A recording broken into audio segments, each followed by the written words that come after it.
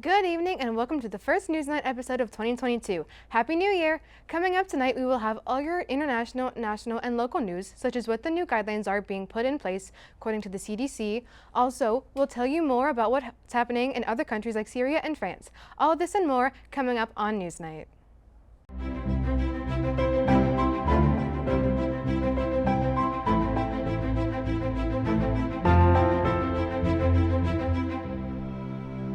On Thursday, January 13th, 2022, a former Syrian colonel was convicted of war crimes during the Syrian civil war in 2011 and 2012. The trial occurred in Koblenz, Germany, and started during the 2020. The officer, Anwar Raslan, was found to have overseen at least 4,000 tortures and several deaths of opposition activist detainees, among other crimes. Raslan fled to Europe in 2012, but had the past catch up with him while living in Germany during 2019. Prosecutors in Germany said that he was responsible for nearly 60 deaths at the security office in Damascus. Raslan worked as the head of interrogation. Several witnesses who testified against him said that the center was full of abuses of varying types.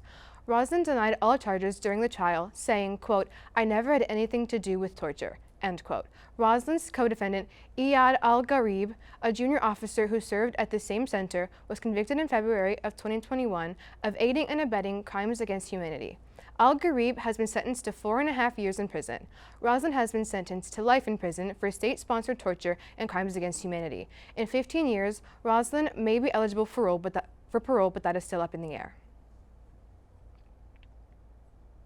An asteroid, a kilometer, or 3,451 feet wide, passed by Earth yesterday at 4:51, missing Earth by 1.2 miles and traveling at the speed of 47,344 miles per hour, according to NASA's Center for Near-Earth Object Studies.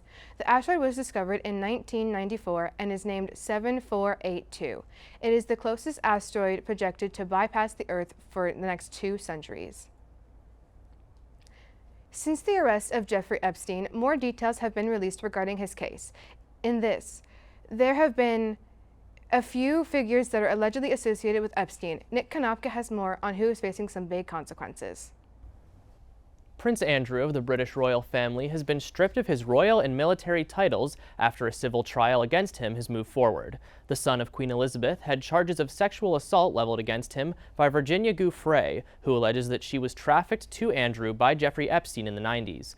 The case has built steam over the past several years following an infamous 2019 interview with the prince, where he claimed to have never met Giuffre, despite there being photographic evidence of the two together, alongside Epstein accomplice Ghislaine Maxwell. This coming trial will mark the first time in history that a member of the royal family will stand trial in a U.S. court. However, it is likely that Andrew will seek a settlement as to avoid a messy public trial. Buckingham Palace released a statement on Thursday announcing the Queen's authorization of the loss of the royal titles, while Prince Andrew is, quote, defending this case as a private citizen, end quote. With that said, Prince Andrew will likely never hear Your Royal Highness again, even if he is acquitted, with the damage already done to not only his, but his family's public image. As the Omicron variant of COVID-19 continues to spread, there have been health and safety issues brought up all around the world. Reporter Aaron Ute has more information on what countries' school staff are protesting the new protocols. On Thursday, January 13th, a nationwide strike took place in schools across France as teachers and other school staff demonstrated against the government's management of COVID-19 protocols in schools.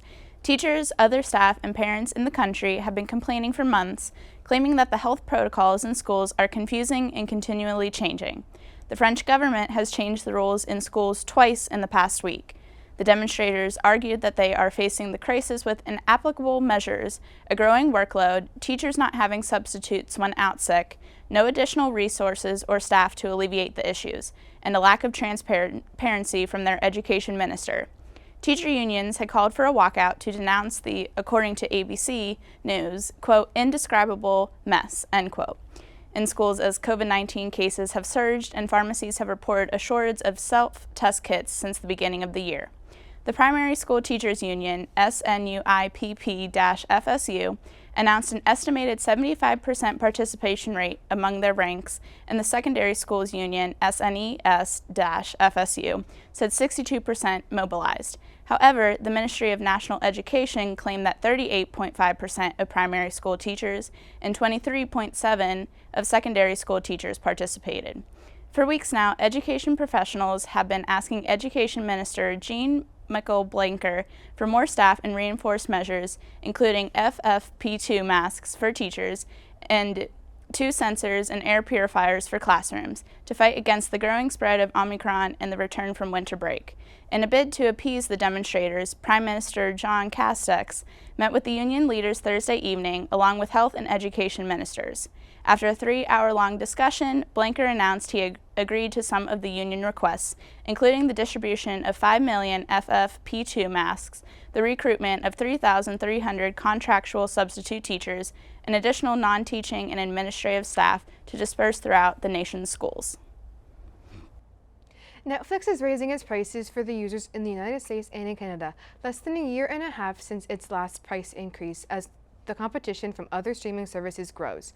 For the U.S., the standard plan rose by $1.50 to $15.49, and in Canada, the standard plan also rose by $1.50 to $16.49. A Netflix spokesperson confirmed the change in a statement saying, quote, "We understand people have more entertainment choices than ever, and we're committed to delivering an even better experience for our members. We're updating our prices so that we can continue to offer a wide variety of quality entertainment options," end quote. This price increase comes before Netflix is set to announce its earnings from this fourth quarter. Coming up after the break, we'll have all your national news. Find out more about the latest CDC masking guidelines, as well as what the American Red Cross says is currently in shortage.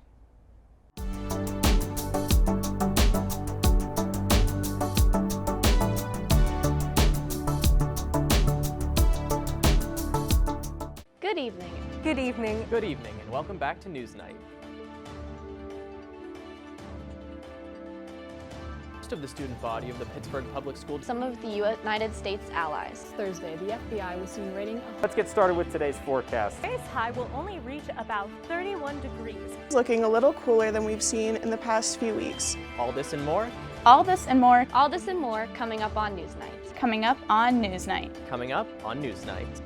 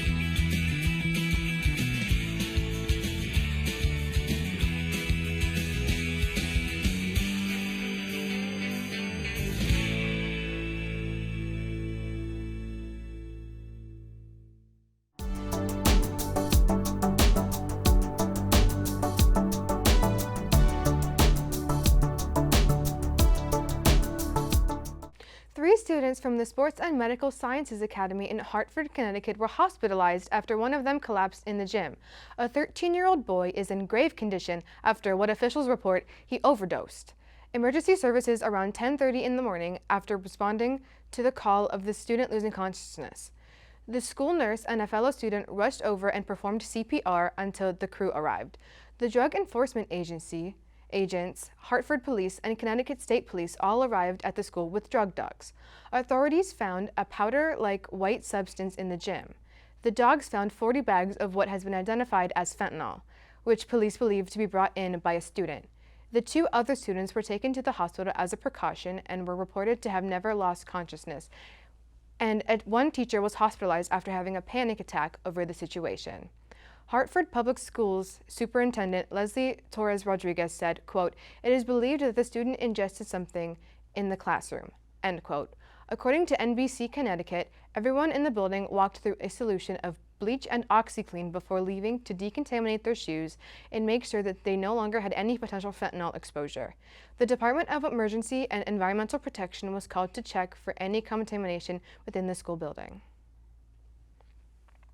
With the COVID-19 Omicron variant being the most dominant virus strain and the most contagious yet, the CDC has put out new mask guidelines. They recommend that you wear the most protective mask that you can that fits well and that you will wear consistently.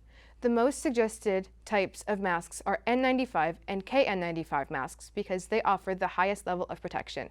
However, it is also important to take into consideration if the mask fits your face properly, covering your entire mouth and nose, and if it is comfortable for you to wear. Encouraging you to wear it when needed. The CDC now also discourages using cloth masks when around crowded public areas because the loosely woven cloth provides the least protection.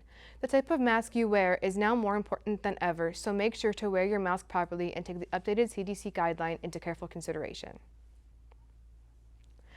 With the Omicron variant surging cases all around the globe, the United States government is trying to take steps to make testing more available. Nick Kanopka has all the details. On Wednesday, the federal government launched covidtests.gov, where Americans can enter their name and address to get 4 at-home COVID tests sent to their homes for free. According to the White House, the tests will arrive 7 to 12 days after the application is made, and there will also be a helpline for Americans without internet access. Applicants will be limited to 4 free tests per household. This website has been anticipated for weeks following President Biden's announcement of a free COVID testing program in mid-December, prior to the surge of Omicron. Some have challenged the Biden administration on their delay to send out at-home tests, which were in high demand with little supply during the peak of the holiday season between Christmas and New Year's. Despite the delayed rollout, President Biden, with the help of the Defense Authorization Act, doubled his order of COVID tests for a total of $1 billion at the ready to meet demand. The White House also announced that they will ship 10 million tests per month to schools to allow for group testing of students. Americans who require more at-home tests are also able to fill out a form and have their purchase reimbursed by their insurance carrier as mandated by the federal government. The American Red Cross is always encouraging people to donate and give blood. However, there is a national blood shortage. Aaron Ute has more information on the shortage. The American Red Cross has declared a, quote, national blood crisis, end quote, as the U.S. faces its worst blood shortage in over a decade, primarily due to a drop in blood drives as a result of the COVID-19 pandemic. The Red Cross said in a joint statement with America's Blood Centers and the Association for the Advancement of Blood and Biotherapies, quote, in recent weeks, blood centers across the country have reported less than a one-day supply of blood-certain critical types, a dangerously low level. If the nation's blood supply does not stabilize soon, life-saving blood may not be available for some patients when needed, end quote. Since March 2020, there has been a 10% overall blood donation decline across the nation. According to The Guardian, the pandemic has contributed to a 62% drop in blood drives across schools and colleges. A surge in COVID-19 cases, as well as recent winter storms, have disrupted the blood donation processes.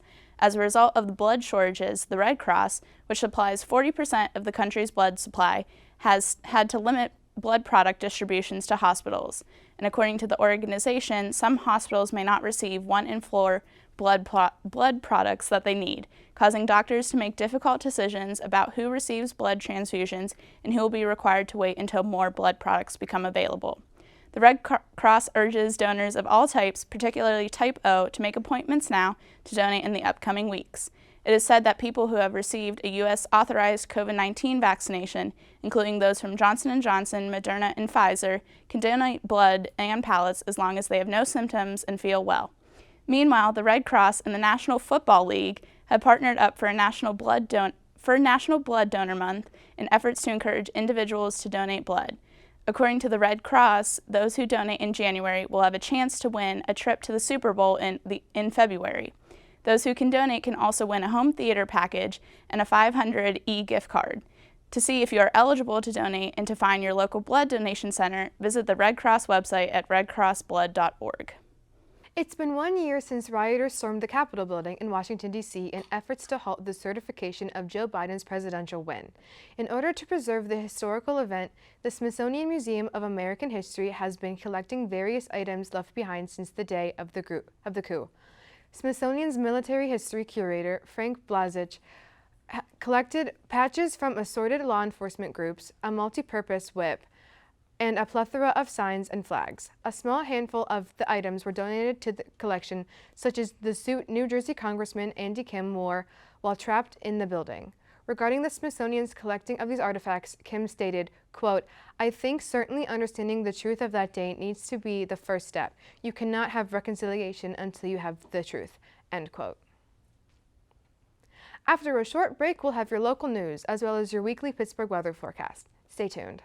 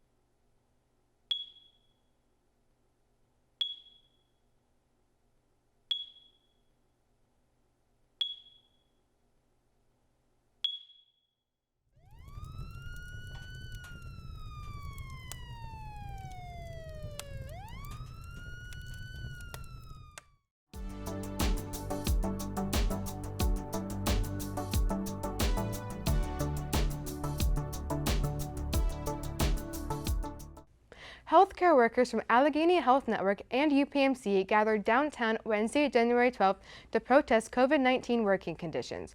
Workers held a candlelight vigil that evening on the Rachel Carson Bridge to commemorate those who walked off the job due to working through the pandemic. The nurse shortage statewide are taking a toll on many of the workers, many of them said at the vigil. These healthcare workers demand changes from their employers because they cannot afford to keep losing nurses. Some said that they dread getting up and going to work because they are stretched so thin with their caseload, feeling harrowing. These workers came together to demand a seat at the table when it comes to negotiating retainment, staffing ratios, competitive wages, and creating more incentives to stay and grow. A respiratory therapist from AHN said, quote, "It is definitely taking a toll, and I know myself and a lot of my coworkers are struggling to come to work every day, dealing with their own family issues, getting sick, and then having to come into work every day," end quote. This isn't the first protest for better treatment. In late 2021, workers at UPMC protested wages and the care crisis, citing a 56-hour wait time given to a patient in the Altoona emergency room. The healthcare companies have yet to respond to the protest and vigil. The Fayette County father, Keith Kalbaugh, is facing several charges after his 20-month-old daughter was found unresponsive Monday in their home in Georges Township. According to police, the girl was found pale and dirty with no pulse and ice cold to the touch. Life-saving measures were performed and she was taken to Uniontown Hospital and is now in a pediatric intensive care unit at Ruby Memorial Hospital in West Virginia. Doctors said she was filthy and emaciated due to the severe neglect. The home she was in was in terrible condition, with trash and debris everywhere. She had been living and sleeping in a playpen in just a diaper, surrounded by feces, decaying food, stains, and dirt. She is severely underweight, experiencing kidney failure, and has multiple abrasions on her body. Her father is being held in the Fayette County Jail and is scheduled to have a preliminary hearing on January 26th. After this weekend's snowstorm, the temperatures are continuing to drop into the low 20s. Craig Frykowski has all the details on what you should expect in this week's Pittsburgh weather. Thanks, Julianne. Let's get started with today's weather forecast. The high for today is 48 degrees and a low of 23. Luckily, there isn't any more snow in the forecast for today, but there is a slight chance for rain. Today is the highest temperature that we'll be seeing this week, so enjoy that weather while you can. Today's high of 48 is unseasonably warm. Last year, the temperature was a colder 37 degrees, so at least we have a little peak of spring. Let's take a look at the week. We're going to be seeing highs into the low 20s and low 30s. The warmest day we're going to see this week is Tuesday's high of 32 degrees. There won't be much sun this week other than tomorrow, with mostly sunny skies, but unfortunately, every other day is partly cloudy. The coldest temperature we'll reach this week is Friday night's -4 degrees. As of right now, though, luckily there are no predictions for rain or snow, so we'll be staying dry. That's all I have for you, your weather report. Let's throw it over to reporter Carlo Andreassi for the last story for tonight's broadcast. An interesting crossover took place last Sunday between the world of football and the world of SpongeBob. The playoff game between the San Francisco 49ers and the Dallas Cowboys was streamed on Nickelodeon with added cartoonish commentary and visual effects. And it also aired on CBS for those who preferred a more traditional experience. This is actually the second consecutive year this has happened, only the visual effects seem to have received an upgrade. Real-time effects could be seen throughout the game, including SpongeBob and Patrick's faces lighting up at the sight of a field goal, young Sheldon appearing to explain football terminology, and boatloads of virtual slime. A special animation also played before the game, which saw the cast of SpongeBob SquarePants discussing what exactly us humans are up to with this football stuff. Luckily, Sandy Cheeks was able to straighten things out. And to top it off, Nickelodeon handed out their fan-voted MVP award to Dak Prescott of the Dallas Cowboys. Thank you for tuning into this episode of NewsNight. If you want to see more, check out our social media pages on both Facebook and Instagram at UView Television. You can also check out more episodes on our YouTube channel or our website, uview.pointpark.edu. I'm Julianne Bailey, and from everyone here at NewsNight, thank you for watching and have a great evening.